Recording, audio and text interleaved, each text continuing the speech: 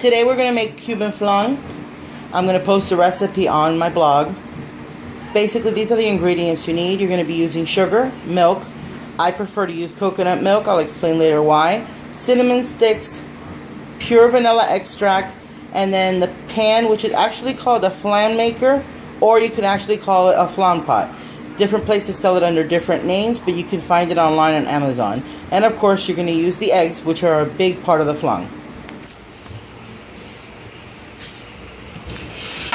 You're going to put the pan on top of the fire. Best thing to do is to have a pair of gloves like these that are not in great condition. As you know, this one, the flan has burned me a couple of times making it. You'll see why. When you're making the caramel, it's really important to make sure that everything stays soft and that it stays melted, but you want to turn it into a caramel. What you're going to look for when I actually start putting the ingredients is the color of the caramel. A lot of Cubans like it bitter, so if you like it bitter, you let it get to a dark brown. My family prefers it less bitter, so I actually don't let it go all the way brown. What you're going to add to this pot is you're going to add a 1/4 cup of water, and it's going to bubble. That's what we want it to do. Then you're going to add a whole cup of sugar, and sometimes you're going to have to add more sugar depending on what you need. You're going to start stirring it with the brown ladle. Preferably anything that's wood is better. The reason I use a dark color is because the caramel is going to get dark. So if it does stain or anything, it's actually not going to cause an issue. And you're just going to keep stirring until it melts away. And you're going to keep watching it until it totally dissolves. While the caramel is cooking over here, you're actually going to start another pot of the ingredients that are going to go inside the flan. I prefer not to use 2 cups of milk. Some people do. I actually use 1 cup of coconut milk,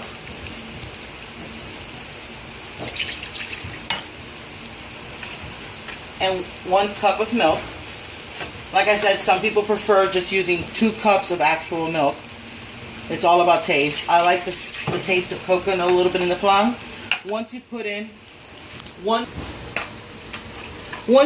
the 1 cup of milk and the 1 cup of coconut, you're going to add 2 cinnamon sticks to the mixture. So right there now we have 2 cups of milk, either one you want to do. I have 1 coconut, 1 milk, and 2 sticks of coconut. And you're going to actually let this cook until it actually starts to boil. The moment you see it start rising, you want to take it off the heat immediately, because that's when you're going to strain the cinnamon sticks off of it and you're going to enter to your ingredients. Meanwhile, over here we still have the sugar cooking. It's already getting a yellow color. If you can see closely, it's already getting like a golden color inside, but we actually want it to get to a brown consistency. So we're going to give it a few more minutes in the heat. As the sugar's cooking, every few seconds I'm going to go ahead and make sure that I scrape the sides. Make sure that the sugar that's rising up to the top falls back into the syrup, and it keeps going. This is the actual pan that you're going to make the flan in. So this is where you're going to make the caramel that's going to coat the pan. It's going to be hot. Please be very careful. That's why I use old gloves that are already burnt. When you're using a gas stove, be very careful, of course, of catching yourself on fire. With stoves like these, it actually starts burning your gloves. You'll feel the heat. It's hard not to, because there's going to be a point where I'm going to have to actually touch the pan and put my hand down low so that I can stir it without it dripping and spraying everywhere and burning everyone with hot syrup. So that's why, once again, I recommend old gloves and a wooden spoon, because the wooden spoon afterwards you can leave soaking in water, hot water, or stick it in a boiling pot of water, and that way all the sugar will come back out so you can reuse your spoon. But just keep doing that until everything goes down, and it's already turning the color that we almost want it to. We're just going to give it a few more seconds. Now we have the caramel to the color that we want it, so we're going to remove it from the fire. Put the spoon on the side. Grab another glove, and now you're going to start tilting it. This is going to get tedious after a while. It's actually going to get kind of annoying because it is hot and you're going to feel the steam. But you're going to keep swirling the caramel around the pot. And as you notice, it starts sticking because it starts getting colder, and of course the syrup starts sticking to the side. And you're just going to keep doing that for a few seconds. When the milk starts looking like just like this, make sure you take it off the fire and just leave it there on the side for it to cool off. As you see, I'm still swirling the caramel around. It's already getting cold, so as it gets cold, it starts coating even better.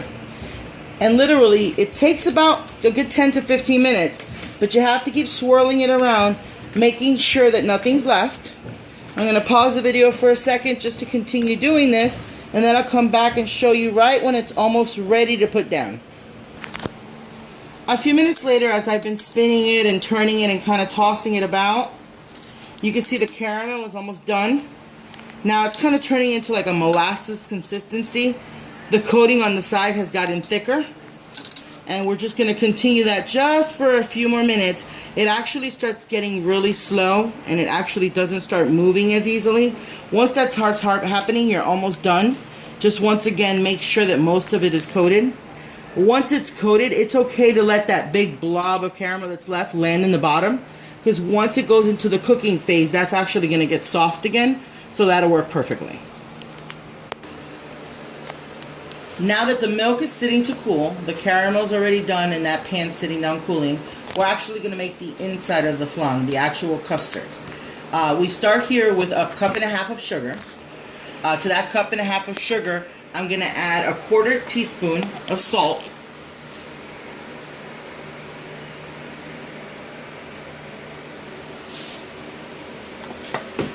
And we're going to add a teaspoon of vanilla.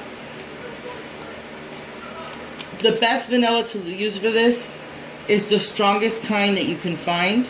The natural ones are the best because they have the best kick. You're going to go ahead and add a teaspoon. And then in the other bowl, I have 6 eggs. 3 of them are actual whole eggs with the white and the yolk. 3 of them are just yolks. So you're actually putting 3 whole eggs and 3 yolks.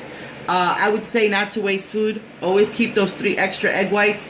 You can make omelets. You can use it as a base. You can just use it to cover your eggs and baste them. Make bread. Right when you coat it. Either way, you can use it as a good air conditioner for your hair. You can use it for a good face mask. But at the end of the day, you don't want to waste it. So find a purpose for those 3 egg whites. We're going to go ahead now and take these 3 eggs and the 6 egg yolks. We're going to mix it in with the sugar, the salt, and the vanilla. At this point, most people are more encouraged to use a mixer. The thing with the mixer is that it actually makes the milk so soft, so separated. It separates the eggs so much that it actually takes longer for it to cook, and you actually get a really soft flan that sometimes when you pour it onto the pan, it'll actually dissolve and it'll turn into a custard instead of an actual flan, which is more of a cheesecake consistency. I like to do this on a separate bowl. I don't want to put it directly into the mixture that I've made for the flan, just in case anything does go wrong. I haven't messed up that part of the mixture with all the eggs. So the pot that I took off the stove that had the coconut milk and the regular milk, we want to go ahead and strain it so that we put it directly into our mixture already strained. It's going to go ahead and catch the cinnamon sticks. Put that to the side, and then we're going to go ahead and take this mixture, which has already been cooled off, and we're actually going to pour it into the mixture that we already made with the eggs and the sugar. Once again, you're going to keep mixing it for a while with a whisk. Try to avoid using a machine. I know it's so much easier. Trust me, I prefer using my mixer. But this is the way that flan was naturally made. And the reason being, it doesn't break it down as much. You actually need that consistency of the eggs to make the custard.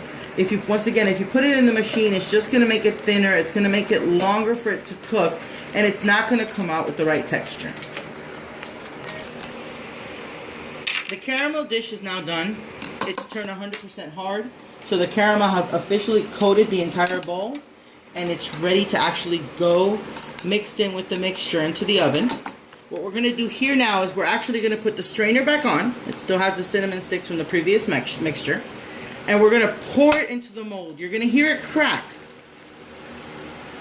because it was hot caramel that now touched the cold ingredients.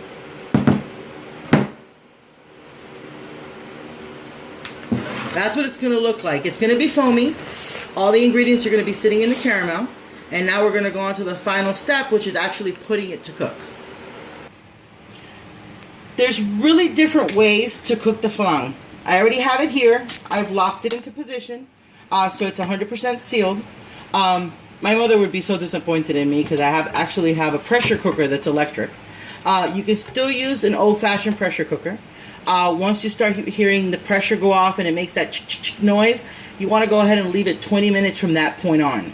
I use an electric one. It's easier for me with the kids in the house. I don't have to worry about anybody touching the pressure cooker. I grew up terrified that the pressure cooker would blow up. So another way of making flan, and it's the most traditional, is making it in a bath water. What you do is you actually take a pan and put water and let it bathe inside of there. I will actually show you that at the end of the video so you guys have an idea of exactly how to do that. Right now what we're going to do is I'm going to go ahead and put the flan inside the pan. Just going to lay it right inside the bottom. And I'm actually going to put water on it to the point where you can kind of see it on the edge.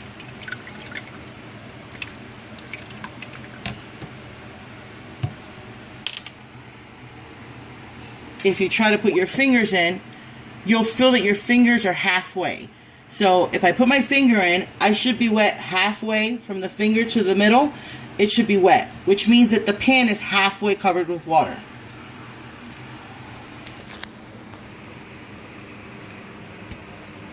Now that the water's in there, the pan is in there, everything's set to go, we're going to actually put the cover on the pressure cooker. Whoops. Let's try to put it on the right way. We're going to hit it close so it's sealed. We're going to turn on the cook. And we're going to actually put it for 25 minutes.